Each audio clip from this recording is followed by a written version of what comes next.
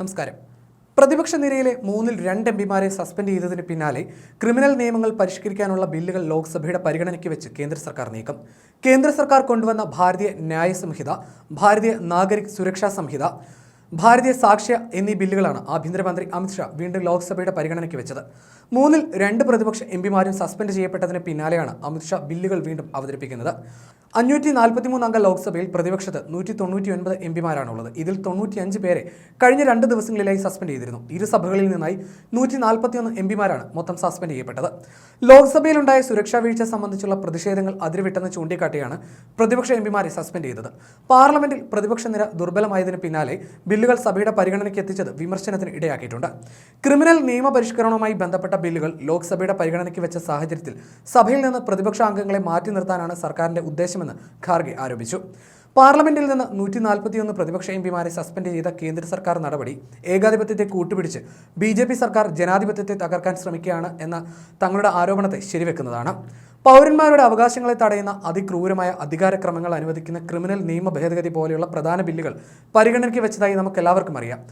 ഈ ബില്ലുകൾ ചർച്ച ചെയ്യപ്പെടുമ്പോൾ പ്രതിപക്ഷ സ്വരം രാജ്യത്തെ ജനങ്ങൾ കേൾക്കാതിരിക്കാനാണ് മോദി സർക്കാരിന്റെ ശ്രമം. ജനാധിപത്യത്തെ തകർക്കാനുള്ള ശ്രമങ്ങളെല്ലാമാണ് അവർ പയറ്റുന്നത്. പാർലമെന്റിലുണ്ടായ ഗുരുതര സുരക്ഷാ വീഴ്ചയെക്കുറിച്ച് കേന്ദ്ര ആഭ്യന്തരമന്ത്രി പ്രസ്താവന നടത്തണമെന്നും അതേക്കുറിച്ച് വിശദമായി ചർച്ച നടത്തുകയും ചെയ്യണമെന്ന് ഞങ്ങളുടെ ആവശ്യങ്ങൾക്ക് യാതൊരു മാറ്റവുമില്ലെന്നും മല്ലികാർജ്ജുൻ ഖാർഗെ വ്യക്തമാക്കി. ഇന്ത്യൻ ശിക്ഷാ നിയമം, ക്രിമിനൽ നടപടി ചട്ടം, ഇന്ത്യൻ തെളിവ് നിയമം എന്നിവയ്ക്ക് പകരമായി ഭാരതീയ ന്യായ സംഹിത, ഭാരതീയ നാഗരിക് സുരക്ഷാ സംഹിത, ഭാരതീയ സാക്ഷ്യ സംഹിത ബില്ലുകൾ കഴിഞ്ഞ ഓഗസ്റ്റിൽ സഭയിൽ അവതരിപ്പിച്ചിരുന്നു. സ്റ്റാൻഡിംഗ് കമ്മിറ്റിക്ക് വിട്ട ബില്ലുകളിൽ ഭേദഗതി നിർദ്ദേശിച്ചതിന് പിന്നാലെ 3 ബില്ലുകളും കേന്ദ്രം പിൻവലിച്ചിരുന്നു. പാർലമെന്റ് സ്റ്റാൻഡിംഗ് കമ്മിറ്റിയുടെ ശുപാർശകൾ കൂടി ഉൾപ്പെടുത്തിയ ബില്ലുകളാണ് അമിത്ഷാ ഇപ്പോൾ അവതരിപ്പിച്ചത്. ക്രിമിനൽ നിയമങ്ങളിൽ സമൂല മാറ്റം ലക്ഷ്യമിട്ടുള്ള 3 ബില്ലുകൾ കഴിഞ്ഞ ഓഗസ്റ്റ് 11-ന് അമിത്ഷാ അവതരിപ്പിച്ചിരുന്നു. ഓഗസ്റ്റ് 18-ന് സ്റ്റാൻഡിംഗ് കമ്മിറ്റിക്ക് വിട്ട ബില്ലുകളിൽ റിപ്പോർട്ട് സമർപ്പിച്ചത് നവംബർ 10-നായിരുന്നു. ബില്ലുകളിൽ സുപ്രധാന ഭേദഗതികൾ കമ്മിറ്റി നിർദ്ദേശിച്ചിരുന്നു.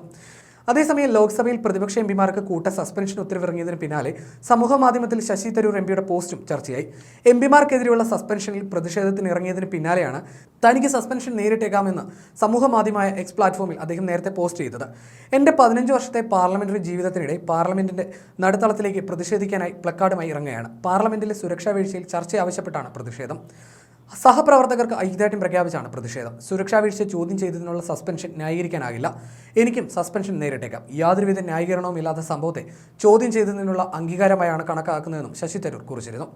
ലോക്സഭയിൽ നിന്ന് 49 എംപിമാരെ കൂടി ചൊവ്വാഴ്ച സസ്പെൻഡ് ചെയ്തതോടെ ആകെ 141 എംപിമാരാണ് സസ്പെൻഡ് ചെയ്യപ്പെട്ടത്. ചൊവ്വാഴ്ച രാവിലെ ലോക്സഭാ സമ്മേളനം ചേർന്നപ്പോൾ തന്നെ പ്രതിപക്ഷം ബഹളമുണ്ടാക്കി. പ്രധാനമന്ത്രി നരേന്ദ്രമോദി സഭയിൽ പങ്കെടുക്കണം, ആഭ്യന്തരമന്ത്രി അമിത്ഷാ രാജിവെക്കണം തുടങ്ങിയ മുദ്രാവാക്യങ്ങൾ ഉയർത്തിയായിരുന്നു പ്രതിഷേധം. 5 മിനിറ്റിനുള്ളിൽ സഭ പിരിഞ്ഞു. മോദിയുടെ വാ പൂട്ടിയ ചിത്രമുള്ള പ്ലക്കാർഡ് കൊണ്ടുവന്നവർക്കെതിരെ നടപടിയെടുക്കണമെന്ന് മന്ത്രി പ്രഹ്ലാദ് ജോഷി ആവശ്യപ്പെട്ടു. ലോക്സഭയിൽ 3 പേരെയും രാജ്യസഭയിൽ 11 പേരെയുമായിരുന്നു പുറത്താക്കിയത്. അവകാശ ലംഘന സമിതിയുടെ അന്വേഷണത്തിന് ശേഷമേ തിരിച്ചെടുക്കൂ. ബാക്കിയുള്ളവർക്ക് ഈ സമ്മേളന കാലാവധിയായ 22 വരെയാണ് സസ്പെൻഷൻ. പാർലമെന്റിൽ നിന്ന് സസ്പെൻഡ് ചെയ്യപ്പെട്ടവരുൾപ്പെടെ പ്രതിപക്ഷ എംപിമാർ രാവിലെ പാർലമെന്റിന് സമീപത്തെ ഗാന്ധി പ്രതിമയ്ക്ക് മുൻപിൽ പ്രതിഷേധം സംഘടിപ്പിച്ചിരുന്നു. പുകയാക്രമണത്തിലും എംപിമാരെ സസ്പെൻഡ് ചെയ്തതിലും പ്രതിഷേധിച്ചായിരുന്നു ധർണ. കോൺഗ്രസ് അധ്യക്ഷൻ മല്ലികാർജ്ജുൻ ഖാർഗെ, രാഹുൽ ഗാന്ധി, NCP നേതാവ് ശരത് പവാർ എന്നിവരുടെ നേതൃത്വത്തിലായിരുന്നു ധർണ.